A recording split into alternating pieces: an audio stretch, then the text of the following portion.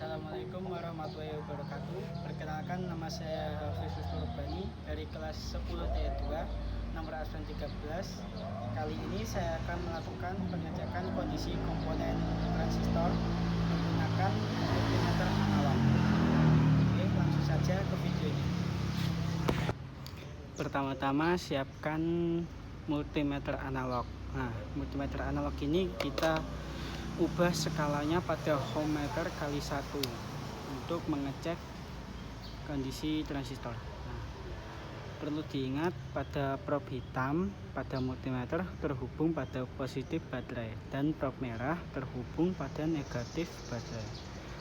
Nah, selanjutnya siapkan lagi 2 buah komponen transistor. Jadi kali ini saya akan mencari transistor ini jenisnya transistor NPN atau PNP. Untuk transistor yang kecil ini berkodekan A564 dan yang satunya ini berkodekan D400. Pada tabel sudah saya tulis. Oke, pertama-tama kita cari dulu yang kecil dulu. Pada tabel pertama yang berkodekan A564. Nah, pada tabel kita jika pada pengecekan untuk pada tabel prob merah ini 1 merah dan 2 hitam. Jika pada multimeter jarumnya bergerak, saya akan menuliskan huruf B, dan jika pada multimeter tidak bergerak, jadi saya akan menuliskan huruf TB. Nah, langsung saja kita cek ya. Untuk pertama pada prob merah yang bertuliskan 1 merah dan 2 hitam, yang berarti ya kita cari dulu kaki pada transistor ini. Untuk yang paling kiri saya kasih nomor 1, dan yang tengah nomor 2, yang paling kanan nomor 3. Jadi berarti yang 1M dan 2H ini berarti yang paling kiri nomor 1, dan yang kedua.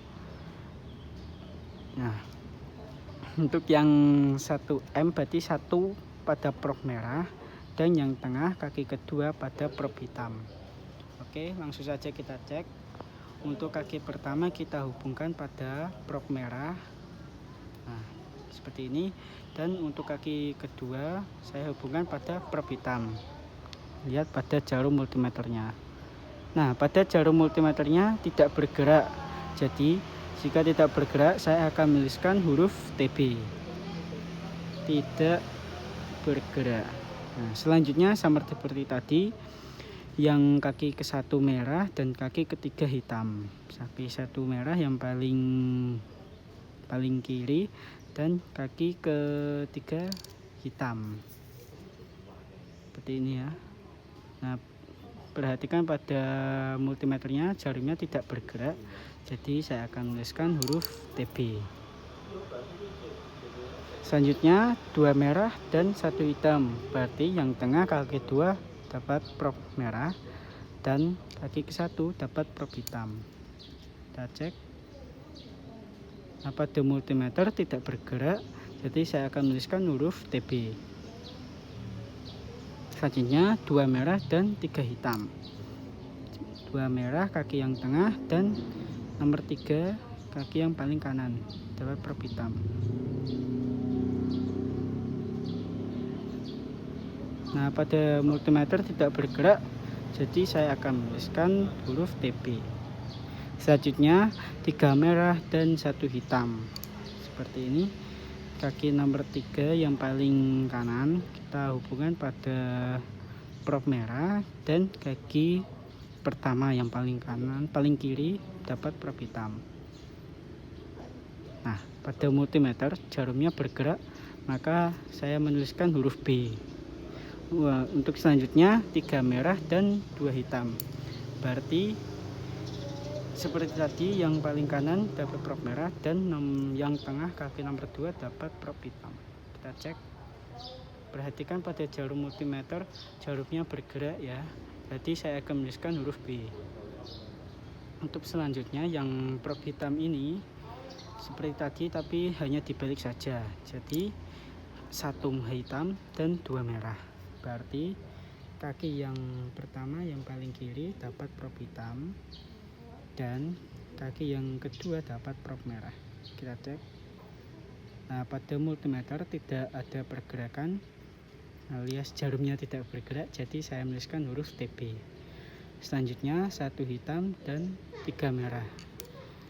Jadi kaki nomor 1 dapat prob hitam dan kaki ketiga dapat prob merah.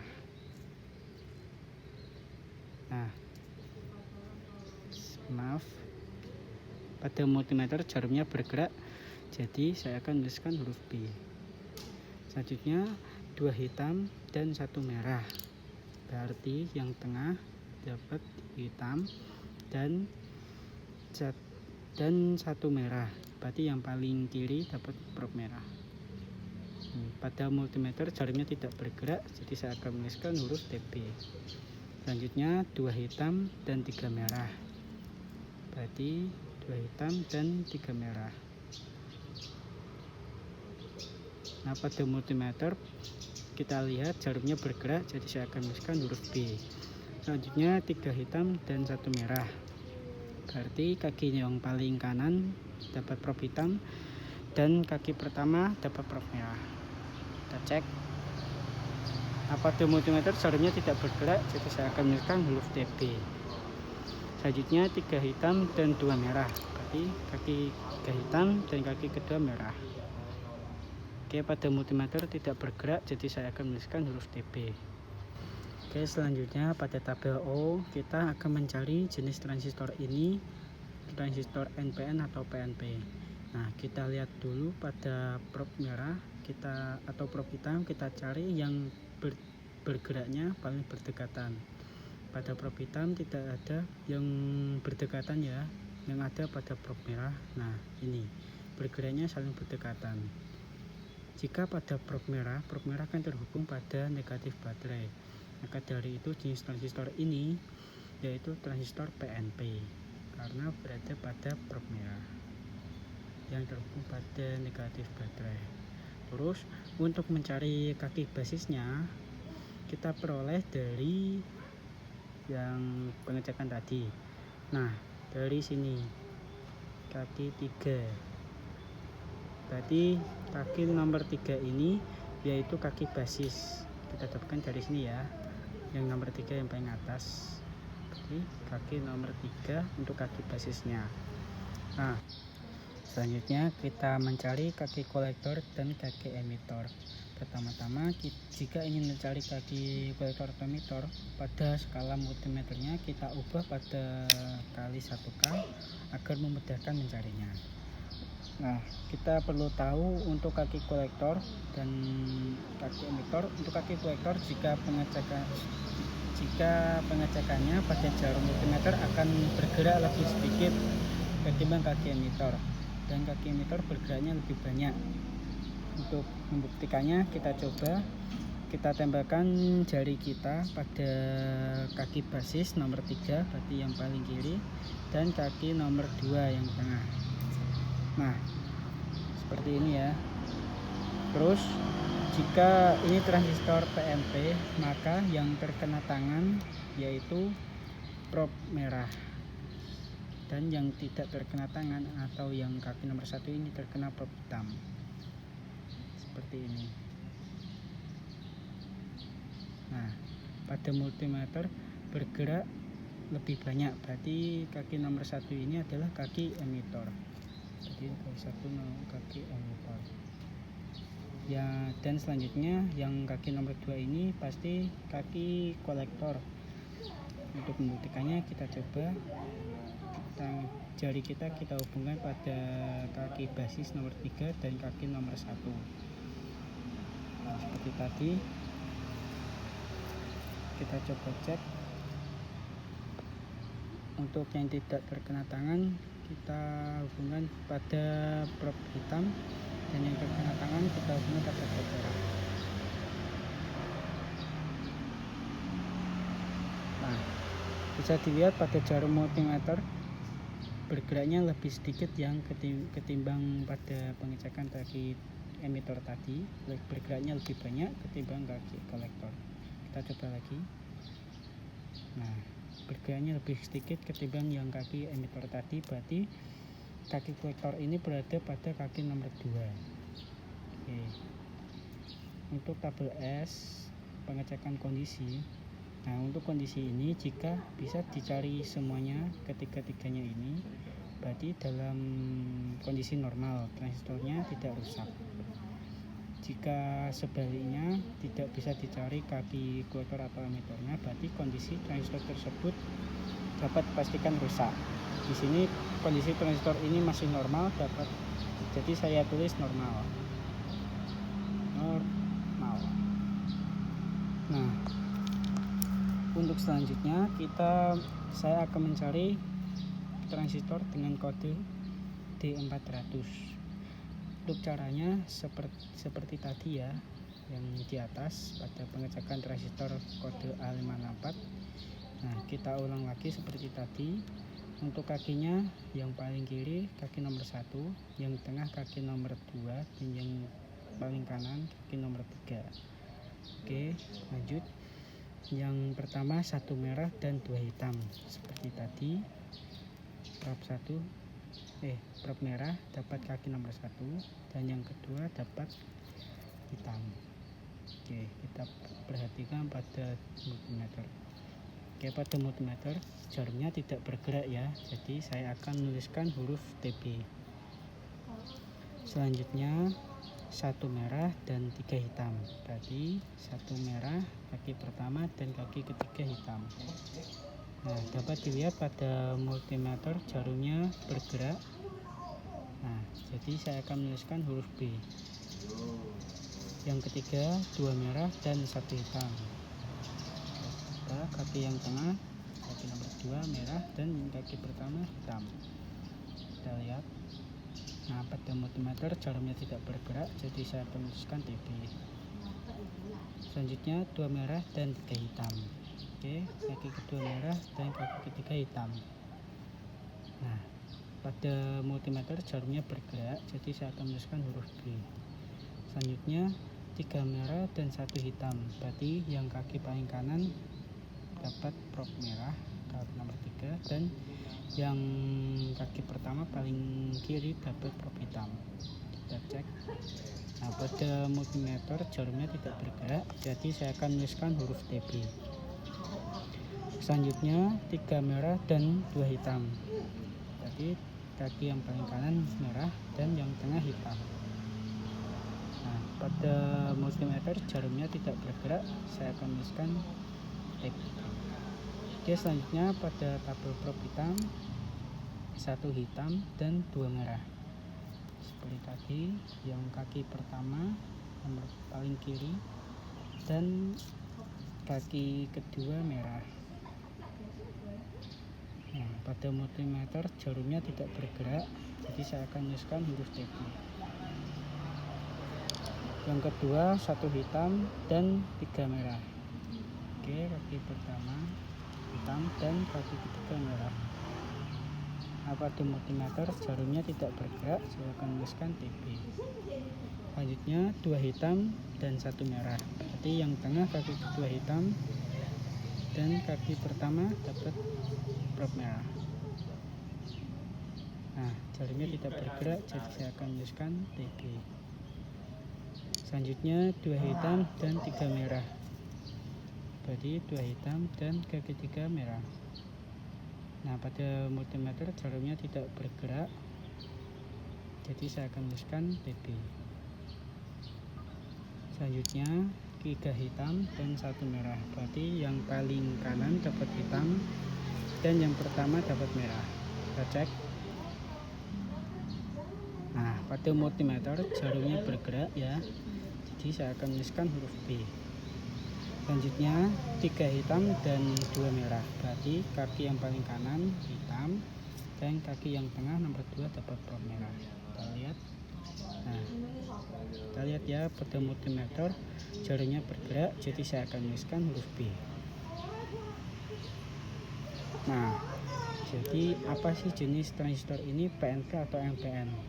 Sama seperti cara pada transistor yang berkodekan A564 tadi.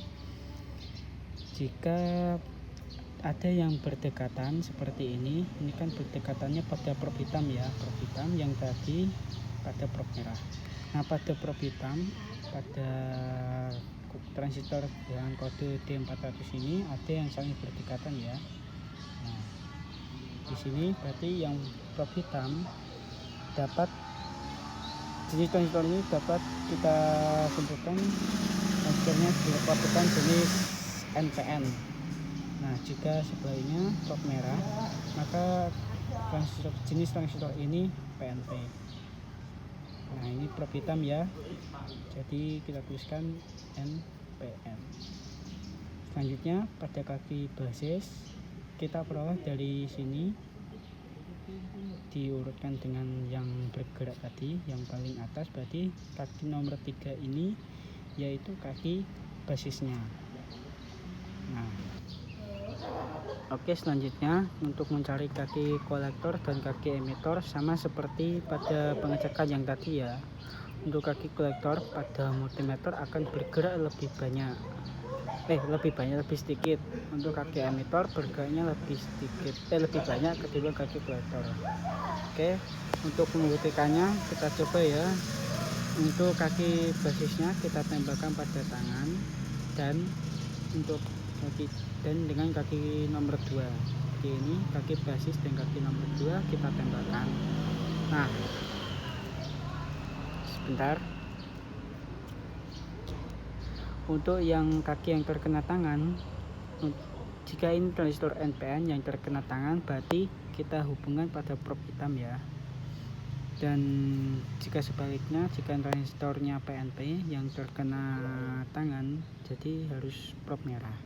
Kita coba cek kaki nomor satunya kaki kolektor atau emitor. Nah, seperti ini kaki yang terkena tangan, kaki nomor 2 dengan kaki nomor 3. Yang kita terkena tangan dapat prob merah berarti. Nah, dapat kita lihat pada multimeter jarumnya bergerak lebih banyak. Berarti kaki yang pertama ini yaitu kaki emitor karena bergeraknya lebih banyak. Kaki pertama. Nah, selanjutnya kita hubungkan jari kita untuk mencari kaki kolektornya. Berarti pasti kolektornya pada kaki kedua karena kaki emitornya sudah ketemu. Untuk memastikannya kita coba cek. Berarti kaki pertama dan kaki basis dengan kaki nomor 1 kita hubungkan pada jari kita. Nah, seperti ini. Untuk pengecekannya berarti pada prob hitam kita hubungkan pada yang terkena tangan pada kaki nomor 1, dan prob merah yang tidak terkena tangan. Yang ini berarti kita coba cek. Nah, lihat ya, perhatikan pada jarum multimeternya bergeraknya lebih sedikit ketimbang pada kaki emitor. Kita coba ulang untuk kaki emitornya. Ini kaki emitor. Nah, bergeraknya lebih banyak. Ini untuk kaki kolektor bergeraknya lebih sedikit. Nah, berarti yang bergeraknya lebih sedikit ini itu adalah kaki kolektornya. Berarti kaki kolektornya terdapat pada kaki yang tengah, itu nomor 2. Nah, untuk pada tabel S pengecekan kondisinya sama seperti yang tadi ya. Jika bisa dicari semua kaki kolektor dan kaki emitor ini, dapat dipastikan kondisi transistor ini yaitu normal.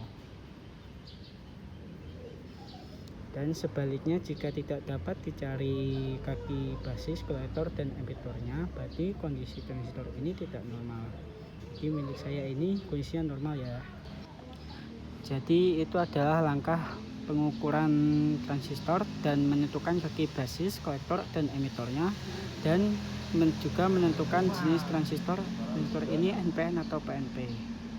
Nah, sekian dari saya. Jika ada salah kata, saya mohon maaf sebesar-besarnya. Sekian, terima kasih. Wassalamualaikum warahmatullahi wabarakatuh.